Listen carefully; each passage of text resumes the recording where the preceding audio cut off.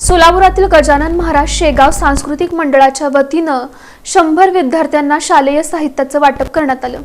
सोलापुरातील गजानन महाराज शेगाव सांस्कृतिक मंडळाच्या वतीनं तसंच गजानन भक्तांच्या सहयोगानं आषाढी एकादशीचं पावन औचित्य साधून महानगरपालिका कॅम्प प्रशालेतील इयत्ता 10वीच्या वर्गातील 100 गरजू विद्यार्थ्यांना शालेय साहित्याचं वाटप करण्यात आलं। या उपक्रमामागचा उद्देश स्पष्ट करताना मंडळाचे कार्यवाह गुरुलिंग कन्नूरकर यांनी सांगितलं की शिक्षणाची ओढ असलेले विद्यार्थी केवळ आर्थिक अडचणींमुळे शिक्षणापासून वंचित राहू नयेत, यासाठी मंडळानं सामाजिक बांधिलकी जपत हा उपक्रम राबवलाय। त्यांनी विद्यार्थ्यांना खूप मन लावून शिका, जीवनात मोठी स्वप्न पहा, आई वडिलांचं स्वप्न पूर्ण करा असं प्रेरणादायी आवाहन देखील केलं।